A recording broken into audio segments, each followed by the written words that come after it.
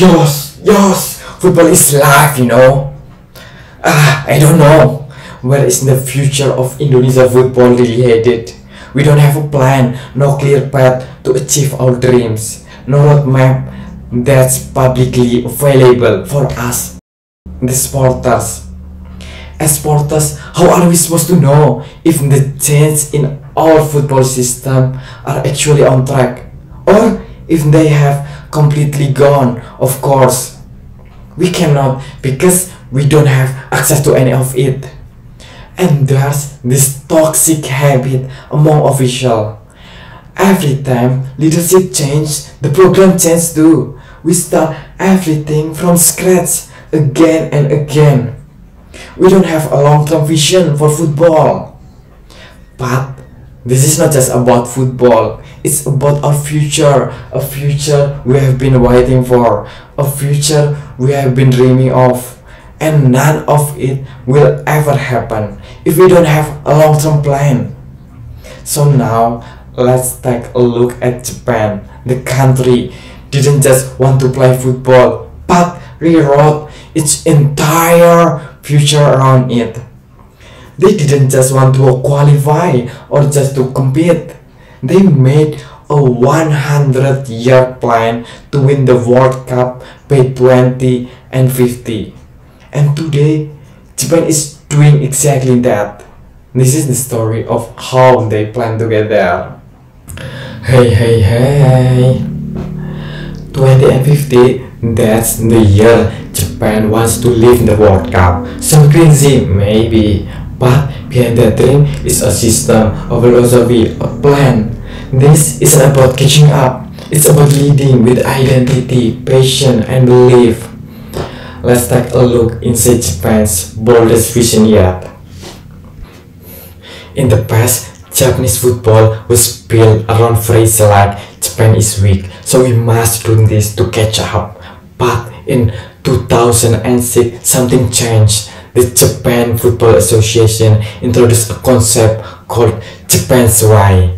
Not a copy of other nations, not a loser mindset, but a bold identity rooted in what makes Japan unique. It was time to stop imitating and start innovating.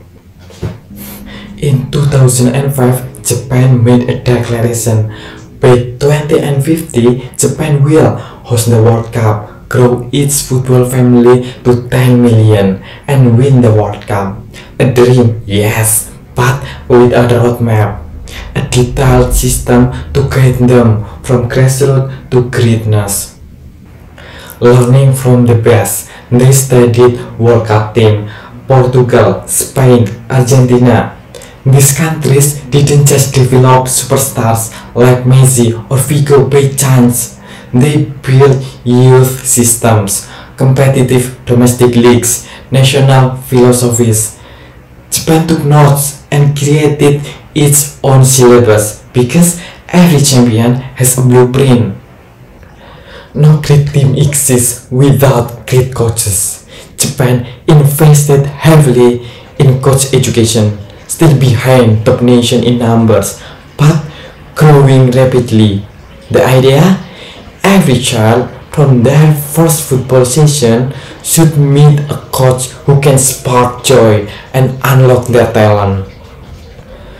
Japan isn't just building a team, it's building a culture, one that embraces diversity.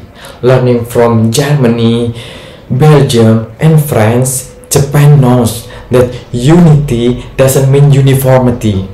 When different backgrounds align with one vision, they become a nation superpower. Football as a culture. In the leading football nation, football isn't just a sport. It's everywhere. At home, at work, in school and cafes. It's part of daily life like music or art.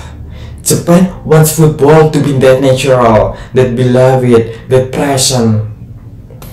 Japan's way is not a tactic, it's belief that football can bring joy, that player can think, decide and act on their own, that with the right coaching anyone can rise. and that one day the world will see Japan lift the World Cup together as one through hard work, identity, and belief.